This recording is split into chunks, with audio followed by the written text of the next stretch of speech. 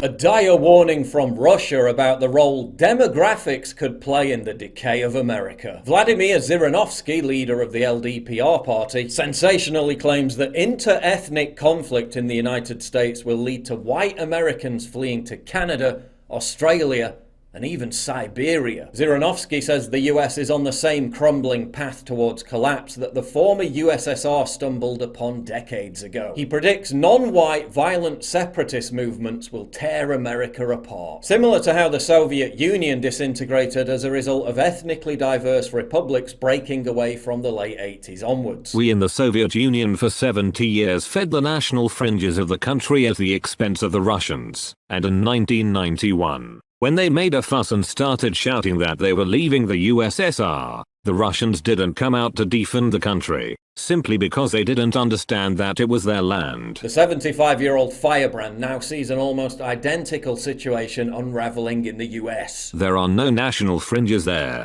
but there are African Americans, Mexicans, non-whites in general, who are already dictating their will, and whites are increasingly forbidden to talk about their rights, their culture, their history. The nationalists went on to assert that in 10 years, white Americans will be rushing for the exit to safe colonies in more stable white countries such as Canada or Australia. They might even ask us to settle a few million people somewhere in Siberia. Zhirinovsky thinks that the exodus will lead to a brain drain that will ultimately trigger the decay and disintegration of the United States. The new majority will not be able to maintain the same high level of technological development, economy, life, democracy, and so on. I think that white people are committed to being villains. We gotta take these motherfuckers out. Zhirinovsky's warning is somewhat similar to that of Soviet defector Yuri Bezmenov. In 1984, Bezmenov revealed plans by the KGB to subvert the United States, not by using cloak and dagger spycraft or funding violent revolutionaries, but by using, quote, active measures, namely ideological subversion and psychological warfare. Understand what's going on around you. You are in a state of war, and you have precious little time to save yourself. It's a slow process, which we call active measures. With a violent change of power, structure, and economy, period of normalization. Disaster is coming closer and closer. The danger is real. The KGB no longer exists, but thanks to forces deeply embedded within the American establishment, the same process appears to be happening anyway. Here's the results of the 2020 census just came out, and for the first time in American history, the number of white people went down.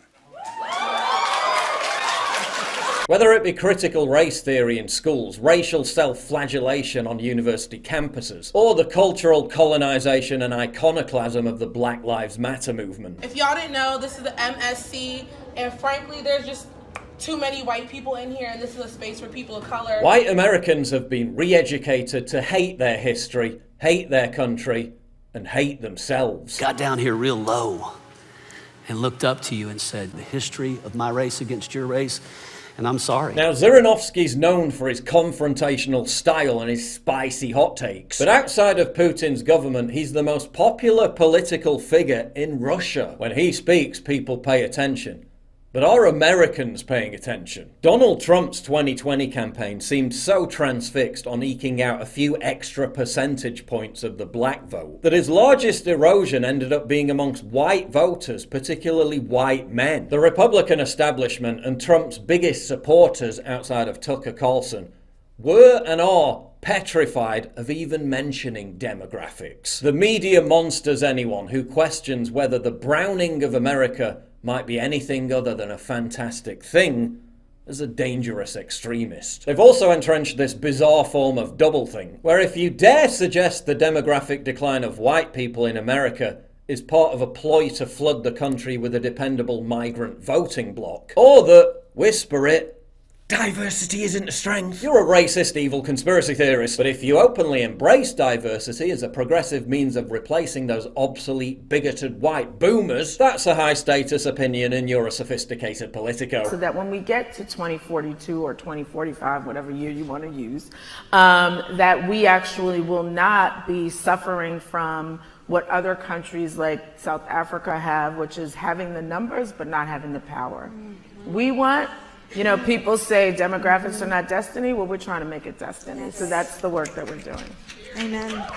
The New York Times lauding the fact that changing demographics turned Virginia solid blue. Joe Scarborough, quote, "Demographics are a freight train for Democrats carrying them into the future. The GOP's actions will accelerate their collapse. The future belongs to Democrats." Apparently, it's only a form of decay if it hurts the GOP. That's the domestic picture, but what about on the international stage? How will the American regime continue to exert its influence on the world? The American people no longer have the stomach for military adventurism and costly wars of occupation. And the American military now seems more interested in fighting for transgender representation than it does fighting actual battles. Starting today, transgender individuals may openly join the US military. Yeah, good luck with that. Legacy media publications now talk about America exporting wokeness as a form of cultural imperialism. Carpet bombs replaced by mass societal subversion, demoralization and colonization. Will Russia and China embrace diversity? Will we see mass BLM and gay pride parades marching through the streets of Beijing and Moscow? With that message, sponsored as it is in the West, to the tune of hundreds of millions of dollars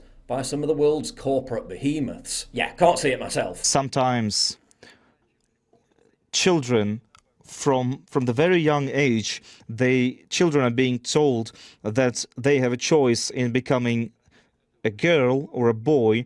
They're actually almost being imposed that's being imposed on them without consulting any children's psychologists or any professionals. Is a child really capable of making a decision like that? That almost seems like a crime against humanity. And all of it's done under the banners of progress. Well, if they like that, let them do that and we'll see what happens. Hello, stupid Americans. Is Zhirinovsky's warning of separatism, balkanization and racial segregation in America are all plausible? Could white people in America end up facing the same challenges as whites in South Africa did after apartheid? Well, white people in America are already being denied life-saving medical treatment because of the color of their skin. Look at this chart. It shows the scoring system. You'll notice that race often counts more than physical health. The state of Utah, for example, gives 2 points to anyone simply for not being white. You win if you're not white. If you have congestive heart failure at the same time, you get 1 point. So if you're a white congestive heart failure patient, that's not enough for you. In New York, writes Aaron Sabarium in a shocking new piece for the Washington Free Beacon, quote, "Racial minorities are automatically eligible for scarce COVID-19 therapeutics regardless of age or underlying conditions. It doesn't matter what kind of health they're in. All that matters is their skin color. Whites don't qualify." The American media covers up literal terror attacks targeting white people because they don't fit the narrative. The way they're covering that story in the news. It's all about the car. The man, it's not the man who killed those people. It's an accident that was caused by an SUV. A fucking SUV caused an accident? What are you saying? Collectively demonizes white Americans as violent, deadly predators, while gleefully salivating over their demographic decline, while kids across the country are indoctrinated into self-loathing because of the immutable characteristic of their skin color. Critical race theory. It's an approach to teaching of American history and civics that argues systemic racism is woven into American law and institutions. Critical race theory is not being taught in K-12 schools. None of those states are teaching critical race theory in their K-12 schools, man. But it doesn't exist. Your sixth grader's not being taught critical race theory. Critical race theory is not taught in elementary schools or middle school or high schools. It's taught in law school. Critical race theory, which isn't real. Just to be clear, it's not in the curriculum. All this CRT stuff is trumped up dog whistling. We do not teach critical race theory here in Virginia. It has never been taught. It not being taught in schools, that's 100% correct.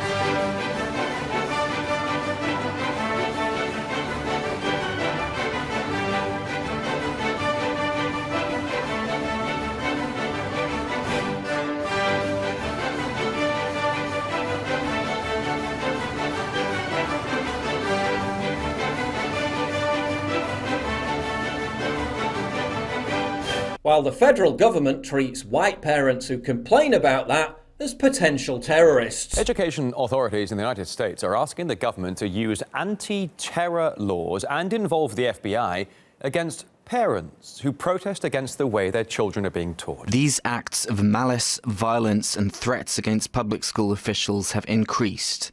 The classification of these heinous actions could be the equivalent to a form of domestic terrorism. While employees at firms that collectively hire millions of people are being forced to participate in white guilt struggle sessions, while the US military-industrial complex is now directly targeting angry white Americans as the primary domestic extremist threat. And I want to understand white rage, and I'm white, and I want to understand it. And to top it all off, the President of the United States thinks the demographic decline of white people is a good thing. Not only our Muslim communities, but African communities, Asian communities, Hispanic communities, and the wave still continues. It's not going to stop, nor should we want it to stop. As a matter of fact, it's one of the things I think we can be most proud of. An unrelenting stream of immigration. Non-stop. Non-stop. Folks like me who were Caucasian of European descent, for the first time in 2017, will be in an absolute minority in the United States of America. Absolute minority. Fewer than 50% of the people in America from then and on will be white European stock. That's not a bad thing. What could possibly go wrong?